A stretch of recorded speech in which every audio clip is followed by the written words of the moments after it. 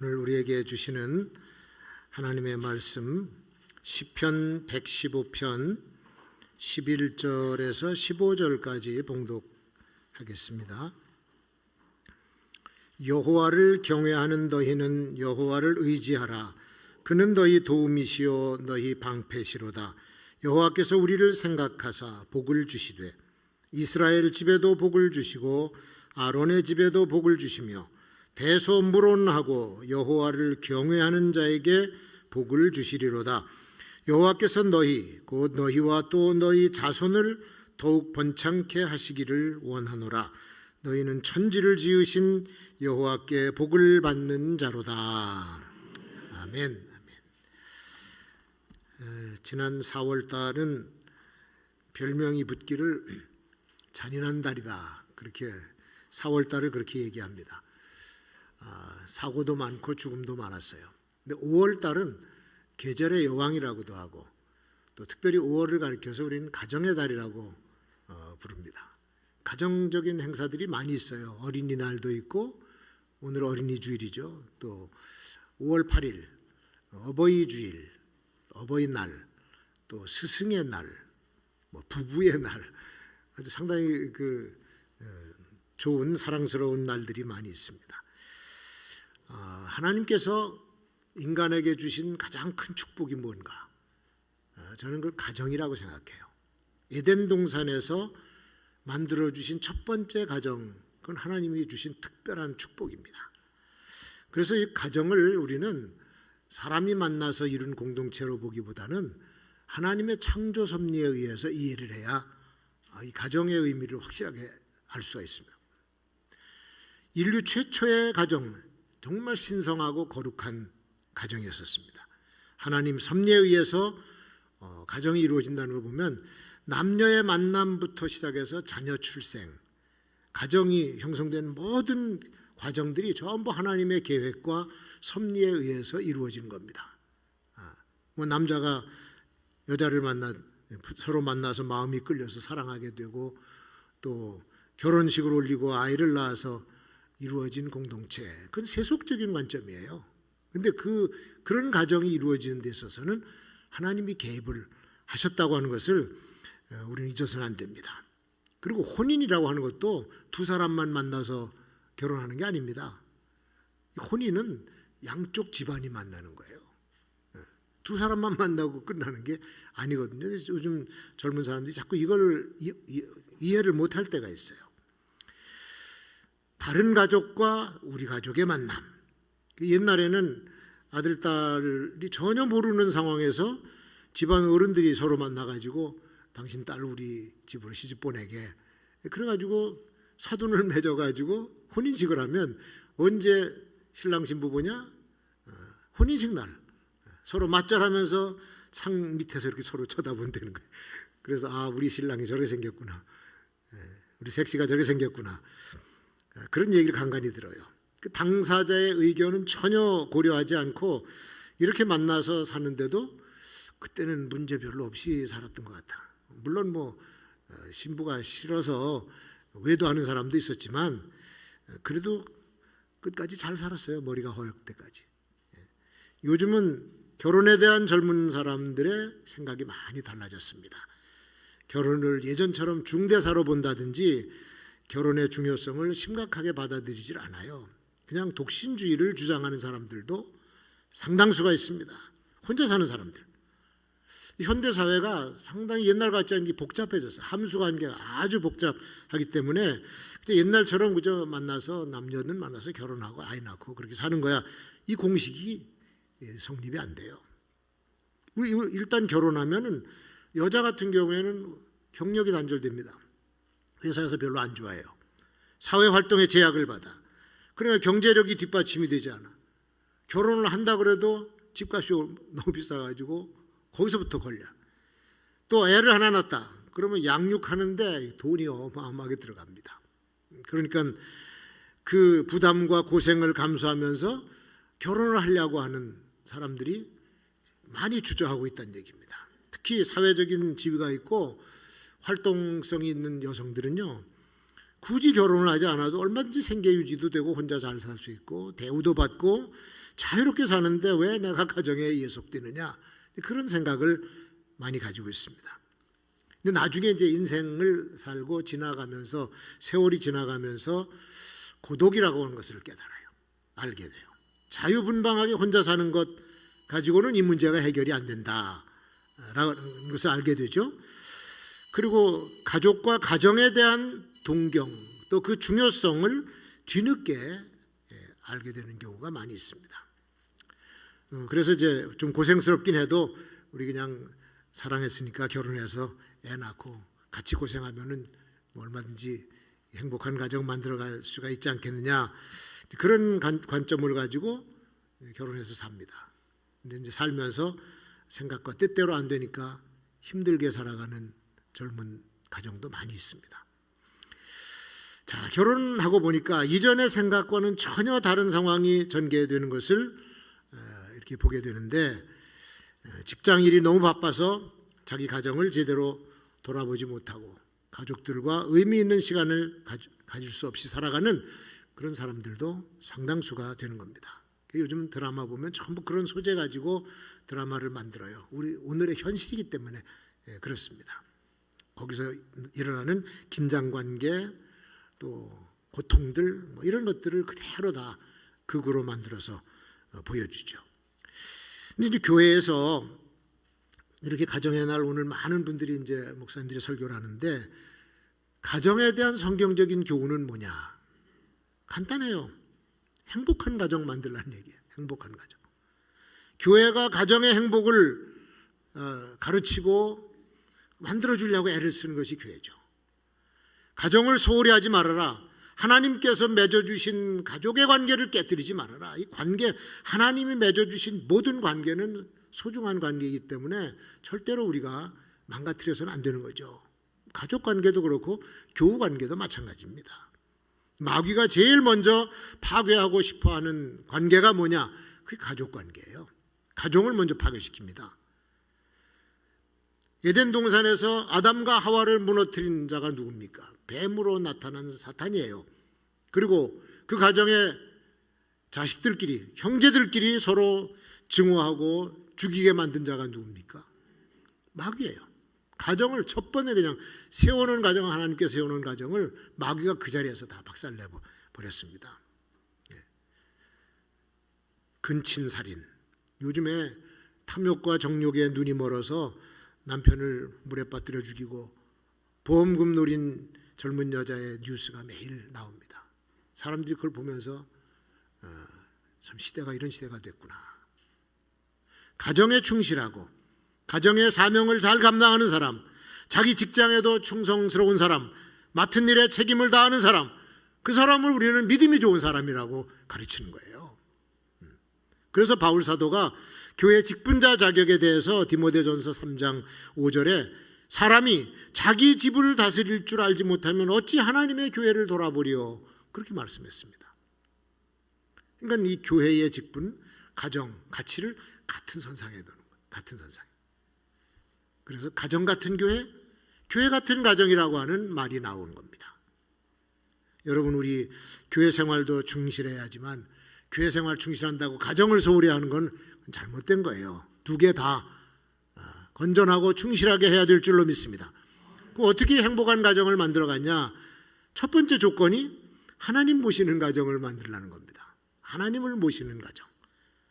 가정은 하나님이 디자인을 했어요. 설계도 그분이 했고 그분이 세워주셨고 가정을 주관하시고 이끌어 가시는 분이기 때문에 이 하나님을 잘 섬겨야 되는 거예요. 305장 찬송 보면은 사철의 봄바람 불어있고 전영택 씨가 작사한 그 가사인데 내용이 너무 아름다워.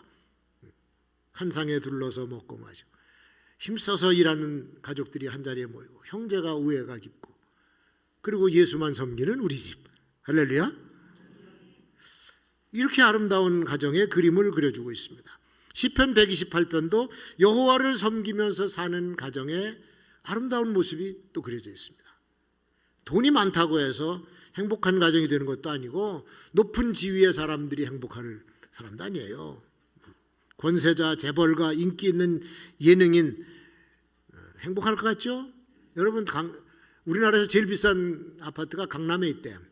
청담동에. 이 아파트 들어가면 복층으로 해서 사는데 한 채당 가격이 130억이 넘는데요. 거기 장동건이하고 고소영이도 산대. 그러니까 사회적으로 돈 많은 재벌들 또는 고위층들, 인기 연예인도 시시한 연예인이 아니라 인기 연예인들이 그 돈을 주고 집에서 산다는 거야. 여러분, 130억, 100억만 넘어가도 우리는 이게 도대체 가늠이 안 가는데 거기 사는 사람들이 다 행복하고 즐거울까요? 그 안에 살면서도 지옥 같은 삶을 사는 사람들이 많아. 그러니까 이 돈 가지고 행복을 못 사는 거죠. 제일 행복한 가정이 뭐냐? 온 식구가 주일날 손잡고 교회 와서 예배 드리는 가정이 행복한 가정인 줄로 믿습니다. 그것보다 더 큰 행복이 없어요. 그리고 집안에는 가장이 구심점이 돼서 가정을 세워갑니다.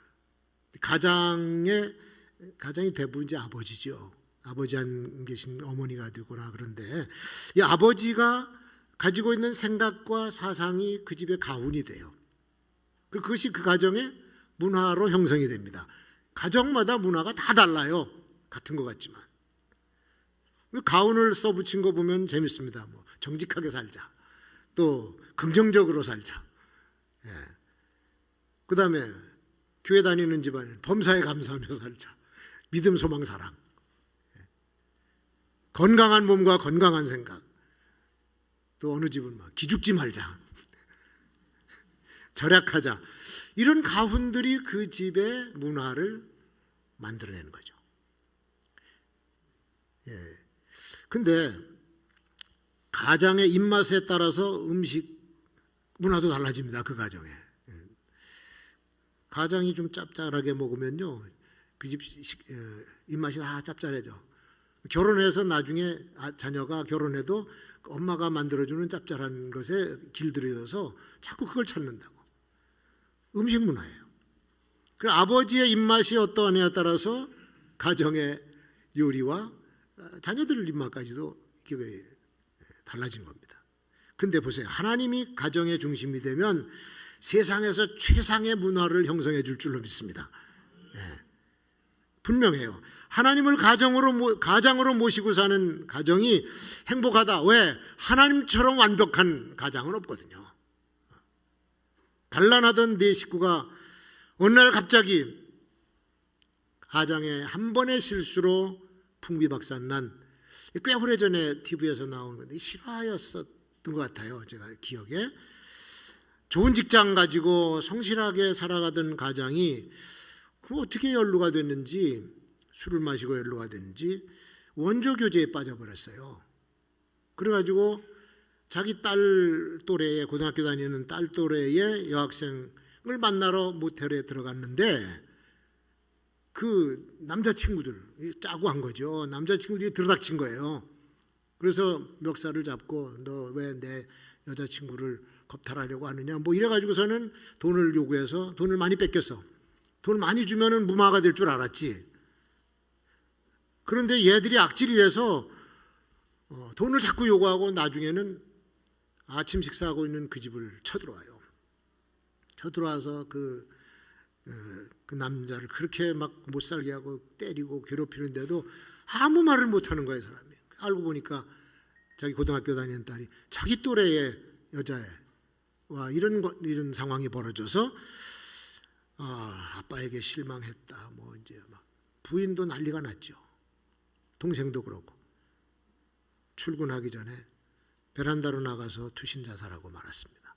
한 번의 실수. 그러니까 이 사람이라고 하는 것은 실수도 할 수 있는데 실망을 줄 수도 있고, 이 가정의 구심점인 가장이 무너지니까 다 무너지는 거예요.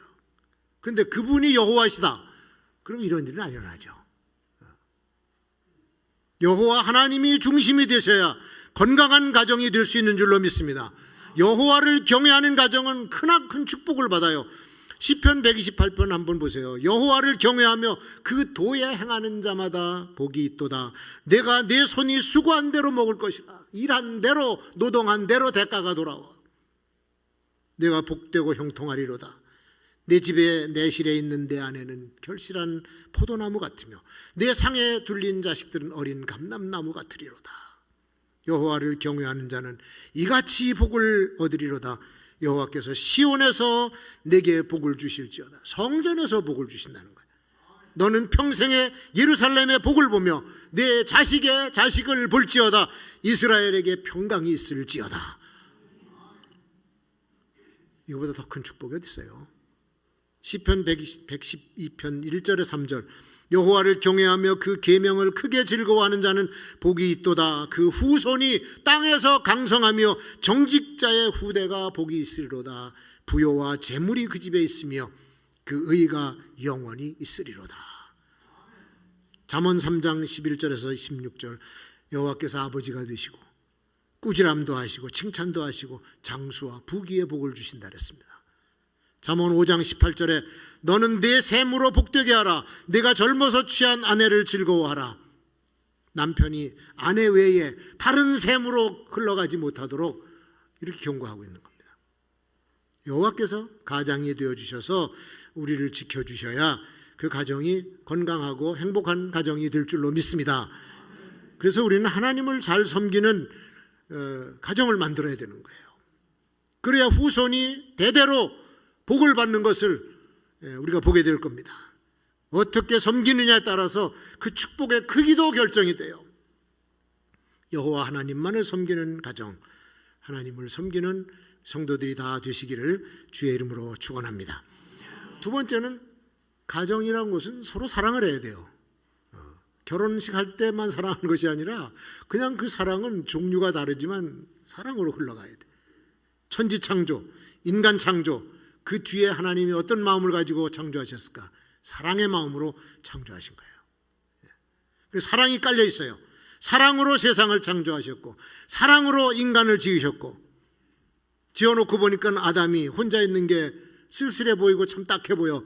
그래갖고 아담을 잠들게 하고 갈비뼈를 하나 뺐어. 그것으로 여자를 만들어가지고 옆에다 눕혀는 아담이 잠을 깨고 보니까 옆구리가 허전해. 갈비뼈가 하나 나갔으니까 허전해. 그래서 짝이 없는 사람은요 어디가 허전해? 옆구리가 허전해. 옆구리가. 이렇게 날이 화창하고 좋은 날, 오늘 같은 날 여러분 다 바깥에 나가고 싶어 할 거야. 근데 같이 나갈 사람이 없으니까 여기가 허전한 거예요. 가을날 추울 때. 그래서 일어나서 보니까 너무 아름다운 사람이 하나 있어. 하나님께서 내 갈비뼈로 이렇게 아름다운 내 짝을 만들어 주셨구나. 너무 기쁜 나머지 세상에서 가장 멋있는 사랑 고백을 해요. 그 자리에서. 그게 창세기 2장 23절에 나와. 이는 내 뼈 중에 뼈요 내 살 중에 살이로다. 이것을 남자에게서 취하였은즉 여자라 하리라. 자기 뼈 중에 뼈고 살 중에 살이라. 내 몸의 일부라는 거예요. 그때부터 아내는 남편의 옆에 있어야 되기 때문에 여편네라고 하는 말이 나왔어. 아내는 자기의 몸이기 때문에 자기가 아끼고 사랑해야지. 자기 아내를 구박하고 때리고 학대하면 누구를 학대하는 거야? 지 자신을 학대하는 거야. 그래서 그 멍청한 사람이 되는 거예요. 요즘에 그런 사람이 하도 많아져서 법이 다 생겼어. 옛날에는 부부싸움 하면요, 아유, 집안끼리 알아서 하겠지 뭐. 관심도 안 줬어요. 또 싸우는구만. 요즘엔요, 신고하면 경찰이 와요. 때리는 남편 붙잡아 갑니다. 어쩌다 세상이 이렇게 되는지 모르겠어요. 이거 가정의 문제는 법적으로 할 문제가 아닌데 세상이 악해지다 보니까 이런 세상이 되고 말았습니다. 또 아내들도 그냥 있질 않아요. 계속 밖으로 돌아다니니까 옆에 있어야 될 짝이 없으니까 또 허전해져. 그러니까 다른 데 가서 이 짝을 만들려고 돌아다니다 보니까 자기 갈비뼈가 아니요. 형 안 맞아. 그럼 문제가 생기죠. 결혼하는데도 다 자기 짝이 있어요. 집신도 짝이 있다고 다 짝이 있는데 결혼 상대자를 고르는데 너무 자기 짝이 아닌 것만 고르려고 하다 보니까 세상에 없는 사람을 찾으려고 그래. 세상에 없는 사람. 컴퓨터 결혼 상담 프로그램에 배우자, 어떤 배우자를 원하십니까? 질문에 답변. 선호하는 외모, 키는 160 이상, 눈은 반달 모양에 좀 커야 되고, 코는 어떡하고, 입술은 뭐 어떻고, 머리는 길게 곧장 뻗은 머리카락에 약간 갈색의 머리카락. 대졸 이상은 돼야지. 가정은 형제자매들이 있고 부모님이 다 살아계신 그런 집의 딸. 직장을 함께 갖고 맞벌이 할 수 있으면 더 좋겠네. 커리어 우먼. 신앙은 기독교. 다 쳐서 놓았어. 이제 당신 신상을 입력하시오. 키는 더 작아. 159. 학력은 전문대돌. 집안은 아버지 이혼하고 엄마는 따로 엄마와 산다. 직장 행정직에 근무하고 싶은데 기회가 주어지지 않아서 아르바이트 하고 있음. 수입은 다 해서 100만 원도 안 돼. 다 입력하고 인터키를 딱 치니까 조금 있다가 쫙 한 줄 답이 딱 나왔어요. 뭐라고 썼냐? 정말 꼴값하시네요.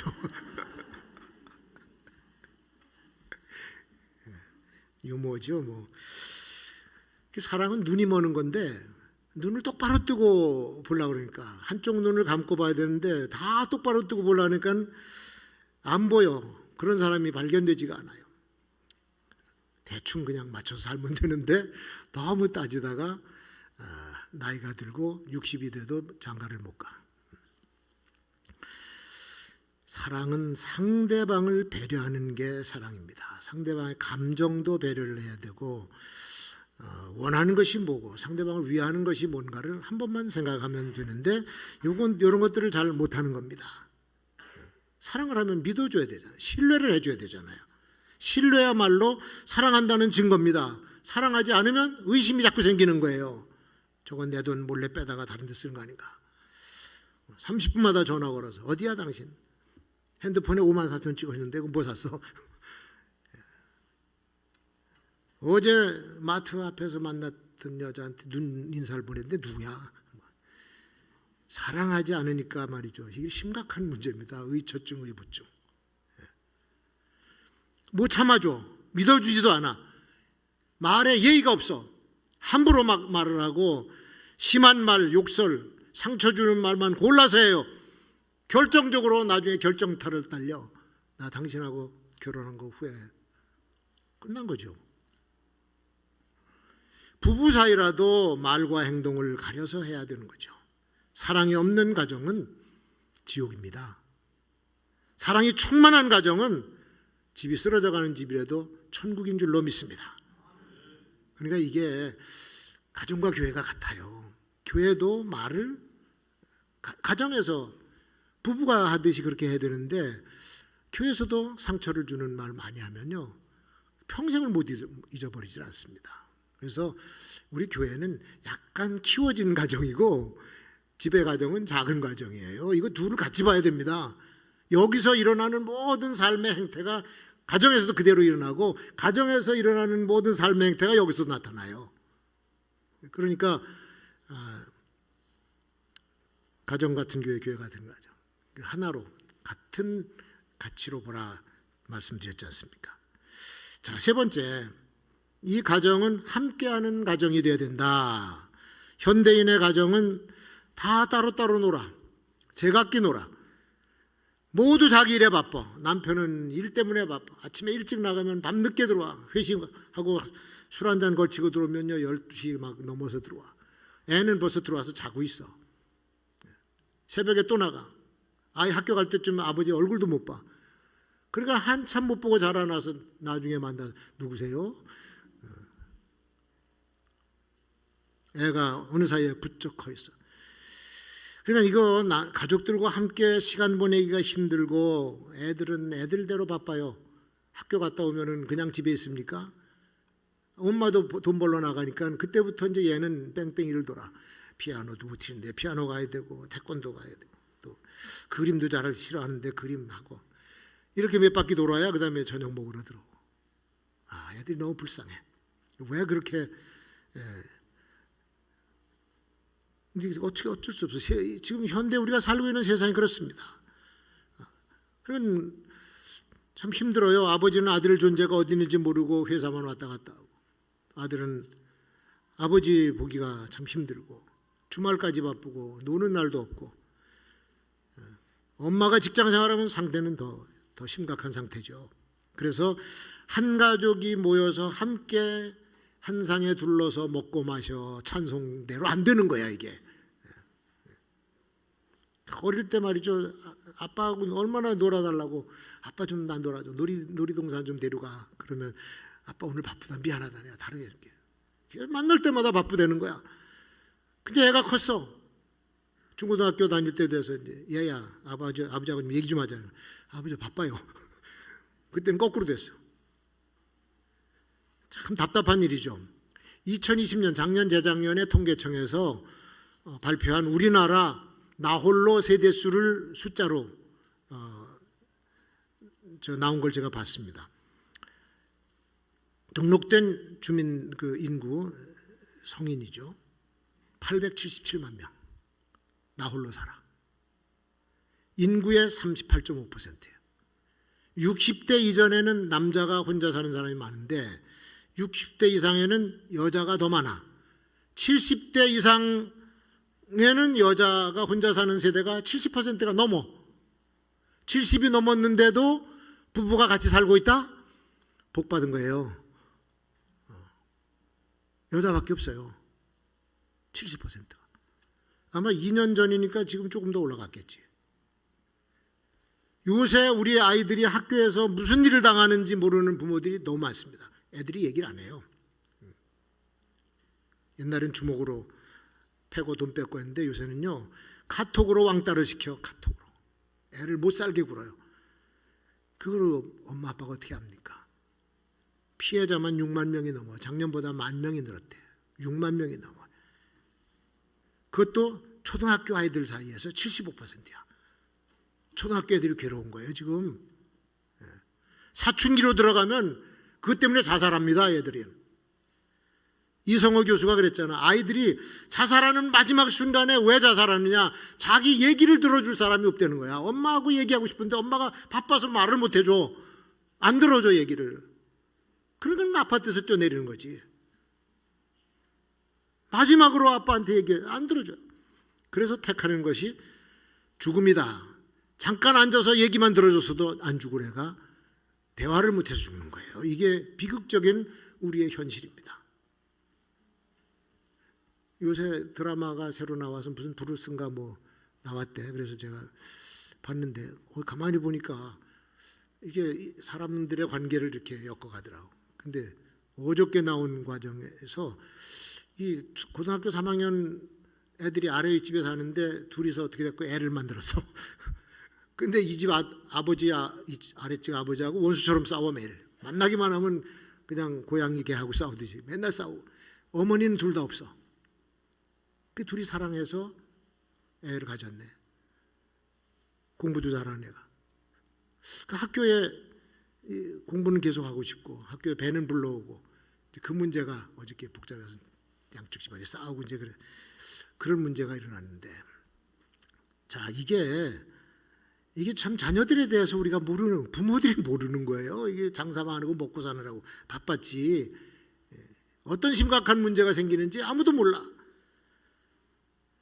아내도 밖에서 일하고 지친 모습으로 퇴근하는 남편을 따뜻하게 외롭지 않게 피곤하지 않게 보듬어줘야 되고, 또 집에서 살림하랴 일하러 나갔던 아내는 또 나갔다 들어오죠. 아이 키우느라고 수고하죠. 집에서 뭘 하느라고 뭐 그런 얘기하면 안 돼. 집에서 하는 일도 피곤하거든. 그러니까 이 말을 서로가 이해를 하면서 해줘야 되는데 이게 안 되는 거예요. 그러니까 부부가 서로 이런 배려하고 사랑하는 가정의 자녀들은 문제아로 자랄 수가 없어요.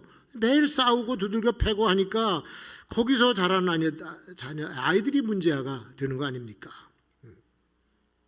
거기다가 싸우고 부서져 버린 가정의 아이들은요, 평생을 그 아픔을 끌어안고 살아갑니다. 애들 때문이라도 안 돼요, 여러분. 그래서 함께 있어야 됩니다. 함께하는 가정을 만들고, 가정의 일도 함께하고, 무슨 일을 결정하든지 가족들과 함께 의논하고, 운동도 같이 하고, 여행도 같이 하셔야 돼요. 우리 집사람하고 이제 가끔 우리 집 주변에 산책을 하러, 여보 나갑시다 그러면 뭐 조금 기다리라고 해서 따라 나올 때도 있고, 어떤 데는 그냥 뭐 한참 하면 나 혼자 나가, 혼자 걸어가면서 내가 지금 뭐 하고 있는 건가, 같이 가야 뭐 얘기를 하면서 돌아다니지. 운동도 되고. 같이 다니세요. 예배도 가족이 함께 와서 드리시고, 부부가 함께 나와서 예배 드리고, 교회 봉사도 함께 하고, 하나님께서 보시기에 아름다울 줄로 믿습니다. 그래서 이 가족적인 구원을 받아야 되는 이유가 거기 있는 거예요. 나이가 들고 노년이 되면요, 애들은 다 이제 시집장가 가서 자기 새끼들 기르기 바빠요. 일하기 바쁘고. 전화도 못 받아. 그럼 누구만 남아? 영감만 아니만 남지 뭐 둘밖에 또 더 남습니까? 그래서 혼자 떼어놓고 다니면 안 돼요. 외로우면은 치매가 쉽게 옵니다. 늘 같이 다녀야 돼. 그냥 옆에 내라 그랬잖아. 같이 다녀야 돼. 여행을 가더라도 함께 가야 되고, 산책을 해도 같이 해야 되고. 그리고 가족은요, 가족끼리 오래 기억될 만한 추억을 만들어가는 게 좋습니다. 추억. 자녀들과 만들어 놓은 추억은 쫙 생각이 나죠. 그 자녀가 늙어 죽을 때가 우리 아버님은, 우리 할아버님은 이렇게 해서 추억이 남는 거예요. 추억. 그래서 추억 여행도 하는 겁니다. 추억이. 좀 불가능할지 모르겠지만 시간을 일부러 내서라도 그거 한번 하면은 그 돈의 가치가 아무것도 아니에요. 이거는.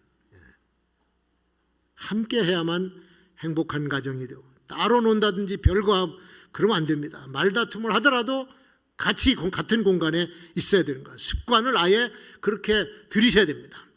주님과 함께, 부부와 함께, 자녀들과 함께, 교회에서는 교우들과 함께, 목장 식구들과 함께, 친구들과 함께. 우리는 더불어 살아가는 사람들이기 때문에 그래요. 혼자 독불장군이 어디 있습니까? 그래야 행복한 가족 공동체가 되고 행복한 교회 공동체가 되는 줄로 믿습니다. 예수 중심으로 사는 우리 교회, 하나님 중심으로 사는 우리 가정, 그렇게 되시기를 주의 이름으로 축원합니다.